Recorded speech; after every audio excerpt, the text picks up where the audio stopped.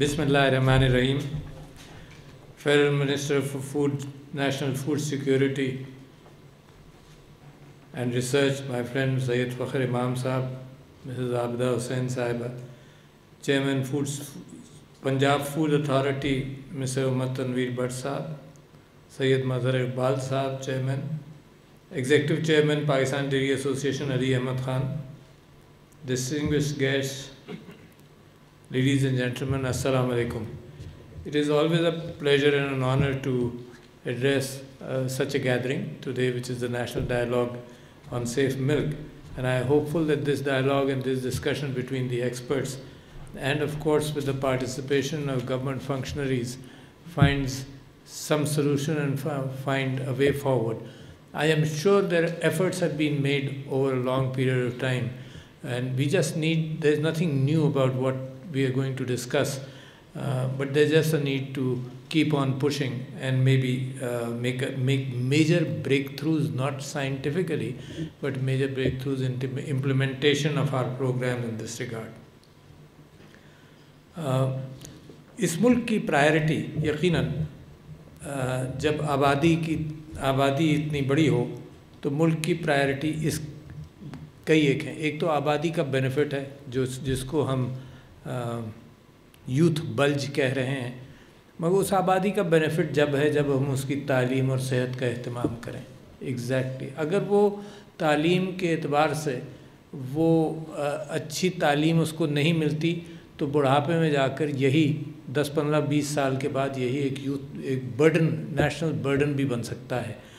तो लिहाजा जब हम पावर्टी एलिविएशन की बात करते हैं, सेहत की बात करते हैं, तो उसके साथ साथ तालीम की भी बात करते हैं कि लोगों को एहसास हो इन चीज़ों का, एम्प्लॉयमेंट्स मिले, उनको नौकरी मिले, कुछ अर्निंग हो, स्टैंडर्ड ऑफ लिविंग बढ़ाएं, अफोर्डेबिलिटी बढ़े. और इन चीज़ों की तरफ, जैसे मैस्लोस पिरामिड है कि बहुत सारी चीज़ों के ऊपर गरीब आदमी तवज्जो नहीं दे सकता क्योंकि उसकी बुनियादी ज़रूरत उसका पेट है. मगर जैसे जैसे वो एक कंफर्टेबल जोन में आ जाएगा, मिडिल क्लास में आएगा, तो वैसे वैसे उसकी तवज्जो उन चीज़ों की तरफ बढ़ती चली जाती है. या तो कोई फ़र्क ना हो कीमत के अंदर between a good product and a bad product, तो बड़ा आसान है. आप बैड प्रोडक्ट कोई फ़र्क ही नहीं है, बंद कर दें, बैन कर दें, कोई फ़र्क ही नहीं पड़ता.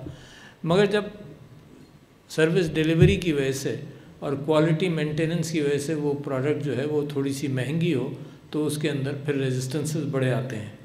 मैं आते हुए जब देख रहा था तो मैं एक चीज़ कैजुअली ज़िक्र किया जिसका कि बड़ा मुश्किल है मुकाबला करना पानी से, दूध का. जब पानी की मिलावट हो दूध के अंदर तो वो तो सबसे सस्ती चीज़ है. और आजकल हर अंदाज से जब पाकिस्तान अपने ऊपर बात करता है तो एक कैफियत हम सीना को भी की रखते हैं कि अपना मातम ही करते रहते हैं और प्रोडक्टिव तरफ जाने में सोच के अंदर कम तवज्जो देते हैं. तो मिलावट एक बड़ी ख़राब कैफियत है. अच्छा, इसको मुख्तलिफ़ अंदाज से माशरों ने हैंडल किया है. कभी अल्लाह का वास्ता दिया, कभी अहादीस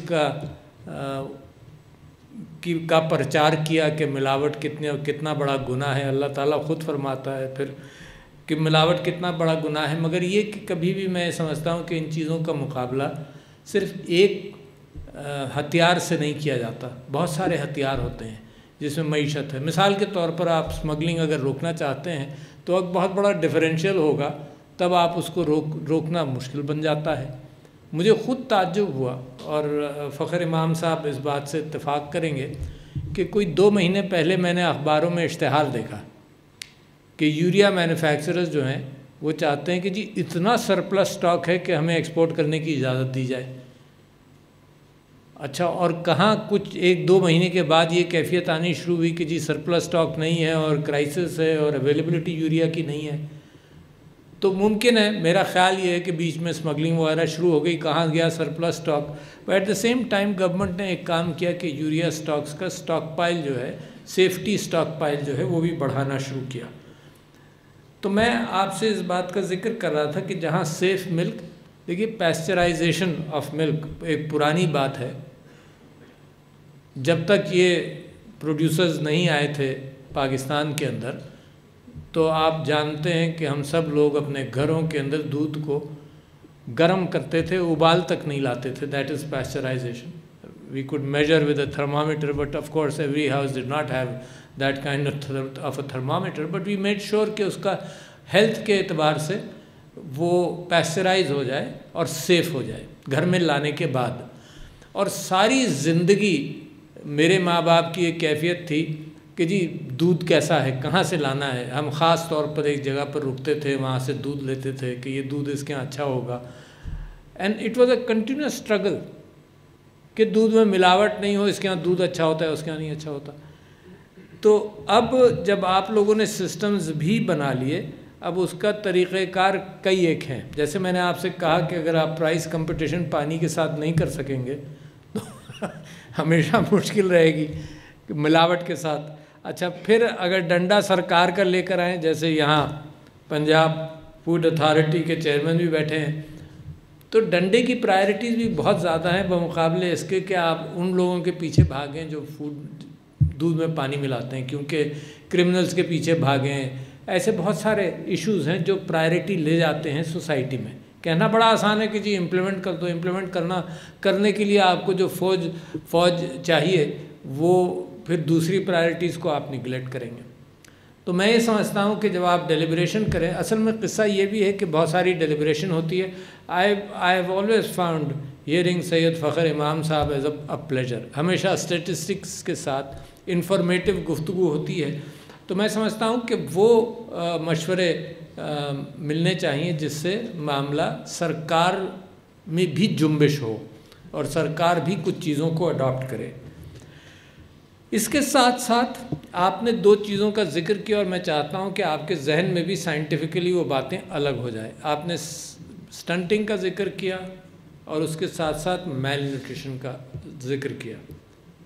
जहाँ तक स्टंटिंग का ताल्लुक़ है, सही बात हुई कि 1000 दिन from the time of conception to 1000 days, 9 months के बाद बर्थ हो गई, तो 1000 days are the most important period for good nutrition. There is no choice but mother's milk as far as stunting is concerned. No artificial milk is a choice. तो मेरे पास पिछले दिनों को 1 साल पहले एक कंपनी आई जिसने मज़ीद अपना इन्वेस्टमेंट बढ़ाया, आप लोगों में मौजूद होंगे।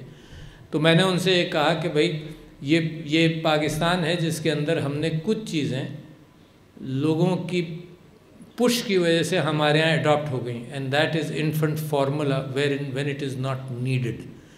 Keep in mind the best formula is mother's milk, और infant formula can be used where it is felt that the mother is malnourished and therefore the बच्चे को वो मदर्स मिल्क नहीं मिल सकता।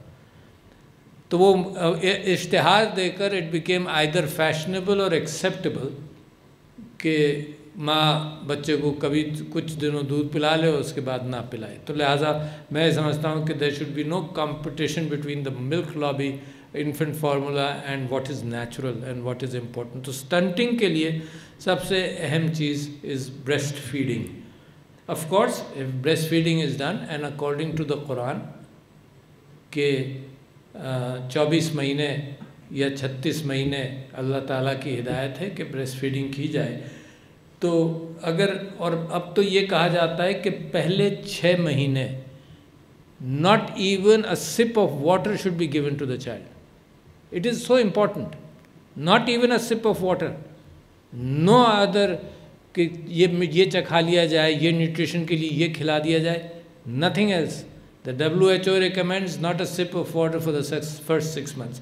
तो कीप दीज थिंग्स। देखिए, आप लोग माशरे के अहम लोग हैं और अल्टीमेटली यही इन्फॉर्मेशन नीचे तक आवाम तक जानी है, और हमारा काम प्रेसिडेंसी का with the cooperation of Mrs Samina Alvi informative एतबार से ब्रेस्ट कैंसर और बहुत सारी चीज़ों के अंदर निकल कर कोशिश ये करते हैं कि ऐसे प्रोग्रामों के ज़रिए अगर ये टेलीकास्ट हो जाए तो अच्छी बात लोगों तक पहुंच जाए। क्योंकि पाकिस्तान के अंदर एक और सेहत के एतबार से एक और चीज़ है जिस पर तवज्जो देना बड़ा ज़रूरी है कि हम एहतियात और प्रिवेंशन की तरफ जाएं, ना कि क्यूरेटिव मेडिसिन की तरफ जाएं। इलाज करना बड़ा मुश्किल है। सब कहते हैं कि $1 spent on prevention is $100 saved in treatment. तो लिहाजा प्रिवेंशन के एतबार से coming back, bouncing back to mother's milk, मगर जो नेक्स्ट लेवल है is malnutrition and wasting. अच्छा, ये बच्चे का और माँ की कैफियत ज़रूर होगी। वेस्टिंग का मतलब ये कि बच्चे की ग्रोथ के अंदर जब उसको न्यूट्रिशन नहीं मिलेगा तो उसका वज़न नहीं बढ़ेगा और अच्छी तरह से नहीं, तो कमज़ोरी की कैफियत है। अच्छा, स्टंटिंग को ओवरकम नहीं किया जा सकता, यानी वो हमेशा के लिए मौजूद है। अगर 40% लोग पाकिस्तान के स्टंटेड हैं तो यहाँ भी बहुत सारे बैठे होंगे, मुमकिन है मुझ समेत, जिनकी अगर, और स्टंटिंग का असर हमेशा रहता है, ओवरकम नहीं होता। मैल न्यूट्रिशन, वेस्टिंग, स्केलेटल ग्रोथ, उसके अंदर इस बात का इम्कान है कि थोड़ा सा ओवरकम हो जाए। आपने एक फ़र्क और भी देखा होगा कि इस जनरेशन के अंदर और जनरेशनली दुनिया के अंदर लोगों का कद, बच्चों का, नई जनरेशन का बड़ा है थोड़ा सा, और ये इस वजह से है कि better nutrition. It's not a change of any change in the genes, but just the fact कि बेटर न्यूट्रिशन मिलने लगा और उसके अंदर सारे अज्जा मौजूद हैं। इस माना करके दूध जो है वो तो एक कंप्लीट न्यूट्रिशन है, और हमेशा से इंसान की इस सिविलाइजेशन के अंदर जानवर का दूध, चाहे वो कैमल मिल्क हो, चाहे वो बफलो मिल्क हो, चाहे वो काऊ मिल्क हो, एवरी मिल्क सोसाइटीज़ के अंदर जो भी अवेलेबल था उसकी बड़ी कदर रही। पाकिस्तान के अंदर मिनिस्टर साहब ने बड़ी अच्छी बात ये कही कि 2 डायरेक्शंस हैं आपके, उसके अंदर एक बड़ा डायरेक्शन ये है कि यील्ड भी बढ़ाएं। अच्छा, मिनिस्टर साहब का मामला ये है कि आजकल जो भी फूड के हवाले से yield is the primary issue, चाहे वो 5 मेजर प्रोडक्ट्स हों पाकिस्तान की एग्रीकल्चर के अंदर या जिस चीज़ में भी, yield is a major issue. Your population is going up, we are trying to handle it and we have made some certain progress, but at the same time increasing the yield is important. And let me give you an example. एक मिसाल आप लोग भी जानते होंगे, Netherlands, पिछले दिनों हमने खबर पढ़ी कि Netherlands is the second biggest producer of food in the world, second biggest producer. अच्छा, हम चौंक गए कि जनाब कितना बड़ा मुल्क है। तो मैं कहीं तकरीर कर रहा था, उसमें मैंने ये कहा कि पाकिस्तान से 6-7 गुना तो छोटा होगा। And the ambassador of Netherlands जो पाकिस्तान में थी, उसने कहा नहीं, 19 गुना छोटा है। Island is the second biggest producer in the world. अच्छा, so what is happening? It is just the fact कि अब हर एतबार से अपनी यील्ड को उन्होंने बेहतर किया, हर एतबार से किया है। वही साइंटिफिक नो हाउ हम जब पाकिस्तान में लाएंगे, इंक्लूडिंग द फैक्ट कि वर्टिकल फार्मिंग भी है, सब चीज़ें, बहुत सारी चीज़ें हैं, हम अगर पाकिस्तान में वो लाएंगे तो हमारी फूड सिक्योरिटी बेहतर होगी। मिनिस्टर साहब वाकिफ़ है कि हमने इनकी, जब भी हम कोई गुफ्तगू करते हैं तो इनकी मिनिस्ट्री से भी कोऑपरेशन हासिल करते हैं। पिछले दिनों लाइफ स्टॉक के ऊपर हमने इनकी मिनिस्ट्री के साथ मिलकर बहुत सारी मीटिंग की स्टेक होल्डर्स के साथ। तो एक तो उनका कहना ये था कि जो सीड हम इंपोर्ट करते हैं, सीमेन फॉर आर्टिफिशियल इंसेमिनेशन, उसको उसकी ड्यूटी वगैरह उससे जो सीड हम बाकी चीज़ों का इंपोर्ट करते हैं उससे मिलाई जाए, तो मेरा ख़्याल से वो भी हो गया। But at the same time दूसरी उनकी ख्वाहिश ये थी कि जो लोकल प्रोडक्शन ऑफ सीमेन है फॉर आर्टिफिशियल इंसेमिनेशन, उसकी भी कोई सर्टिफिकेशन कहीं से हो जाए तो फार्मर जो है वो फ़र्क पैदा कर सके। For one process of artificial insemination, if I am aware, 1 lakh रुपए लगते हैं for a foreign imported seed, और अगर लोकल हो तो 50,000 लगते हैं, what ever.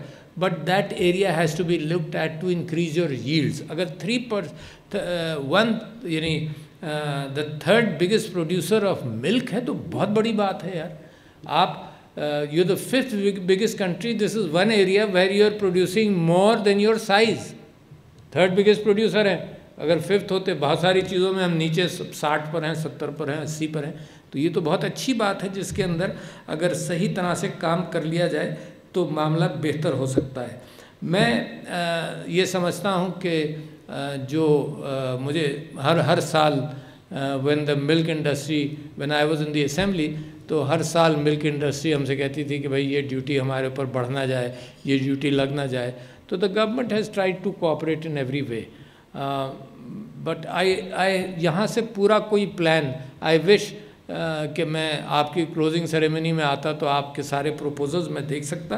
I will be very eagerly looking forward to what is your what are your suggestions for increasing this formal sector के अंदर मिल्क के हवाले से कैसे आप इस चीज़ को बढ़ा सकते हैं।